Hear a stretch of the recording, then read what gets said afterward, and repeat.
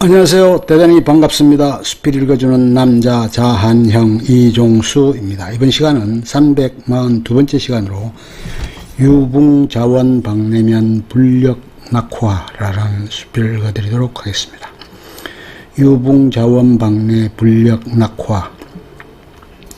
백화난만한 봄날에 멀리 광주까지 한달음에 달려갔다.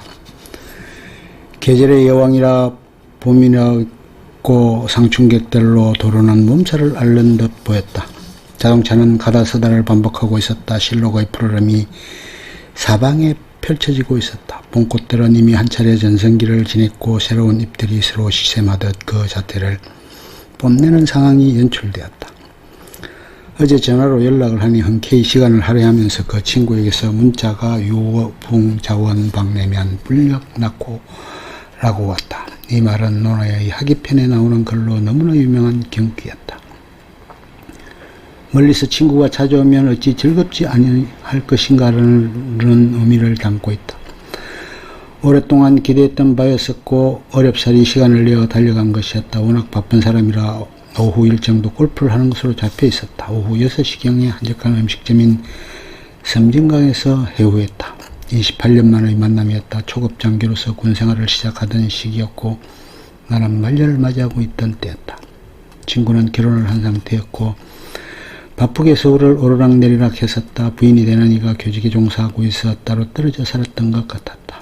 얼마 후에는 신접 살림을 차렸던 터였다. 87년도에 후방으로 전출되었고 88년에 전역을 하고 여수에서 의사로서의 필수 코스였던 인턴 레지던트를 받은 후에 기업을 했다고 한다. 98년쯤에 광주로 올라와 병원을 운영하고 있다고 했다. 그때 당시 대대장 그리고 그 다음번 대대장까지 모시다가 전출이 되었고 전역 후에도 서로 간에 연락을 주고받았단다. 같이 근무했던 이들 간에 모임을 가끔 하기도 했다고 한다. 시간이 가는 줄 모르게 추억담을 나누며 기쁨을 나누었다. 그리고 시내의 한 장소로 옮겼다. 그곳에서 모임의 직결지 같아 보였다. 회원들이 십시일반으로 이용료를 내고 회비를 내는 것으로 운영되는 곳이었다. 2층에 차나 술을 마실 수 있도록 되어져 있었고 3층은 회원들의 작품들이 전시되는 공간으로 운영되고 있었다. 친구는 딸 둘을 둘렀고 막내로 아들이 있는데 고2라고 했다. 큰딸은 서울의 역가대학을 졸업하고 광주에서 인턴을 밟고 있는 모양이었다. 작은 딸은 26세로 법과대학을 졸업하고 로스쿨의 마지막 학년을 보내고 있는 상황이었다. 직접 운영하고 있는 아동병원은 규모가 상당한 듯했다. 종업원 전체를 합하면 100여 명이 되는 대규모였다. 친구는 어떻게 알게 되었는지 손을 동서와 형님 동생하는 사이여서 동서도 같이 합석을 하게 되었다. 차도 최고급으로 외제차를 몰고 다녔고 지역 내 의사협회 부회장이라는 직함도 있었으며 골프 회원권도 가지고 있었을 정도였으니 큰 성공을 이룬 듯했다. 이렇게 해서 28년 만의 해오도 아쉬움을 뒤로한 채 끝이 나고 말았다. 밤새워 토론하고 젊은 열정을 불태웠던 내 생각이 아련해졌다. 그 시절에도 대대장과 가끔씩 바닥을 두기도 했다. 급수가 한 수위여서 신경이 좀 쓰며 이기고 그냥 막 두게 되면 지는 편이었다고 했다. 연대 군의관의 의술에 감동을 받은 눈치를 보이기도 했었다. 한 중대장은 각 결혼해서 멀리 떨어져 있었던 부인에게 하소연을 하는 전화를 자주 하기도 했었다고 한다. 한 번은 행군을 하는 부대에 앰뷸런스 차량이 지원되지 않은 적이 있었다. 먼 거리의 행군이었는데 군의관 혼자서 그 먼 길을 꿋꿋이 걸어오기도 하는 멋있는 모습을 보여주기도 했다. 그때 당시 논정의 이슈는 그런 것이었다. 한 친구가 명문대학 법대를 나오고 고시를 패스해서 명문가의 부인을 맞이하는 것이 과연 적절한가라는 것이었다.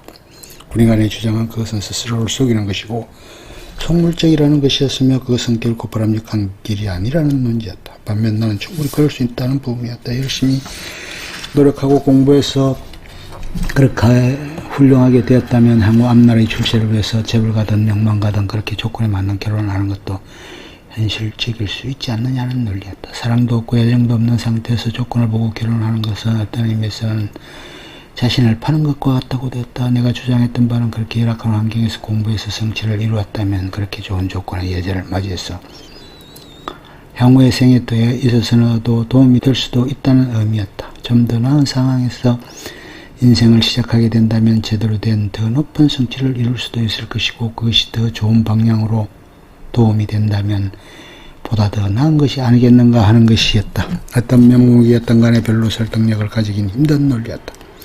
아무튼 밤이 기카하는 줄 모르게 자신의 논리를 목장껏 주장하며 절묘한 혈기를 발산하기도 했었다.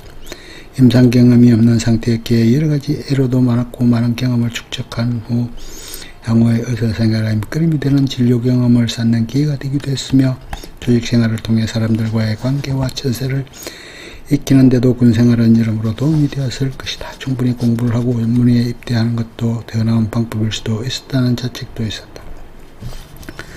햇병아래 시절의 의사였으니 전문의가 하늘처럼 여겨지기도 했으리라. 이제는 흰머리도 희끗희끗했고 중년티가 나고 있었다. 조만간에 사이를 보게 된다며 할아버지가 곧 될 수도 있을 것 같았다. 항상 환자에 대해 친절하고 따뜻히 한 응대를 했던 기억이 새로웠다. 그 시절에는 의사로서의 첩보를 내디뎠던 터였다.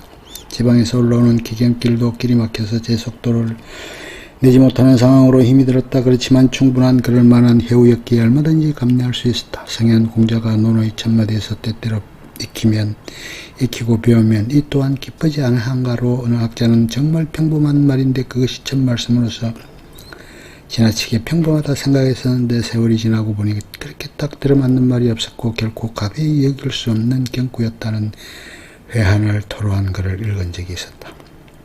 거인의 말씀이고 오래된 이야기를 실감할 수 있었던 만남이었다고 여겨진다. 앞으로도 그 친구가 계속 성장구하고 만사형통하는 훌륭한 의사로서 모든 이에게 오랫동안 기억되는 명의가 되기를 기원해본다. 끝. 좋으면 좋아요, 구독, 알림 설정 눌러주세요. 감사합니다.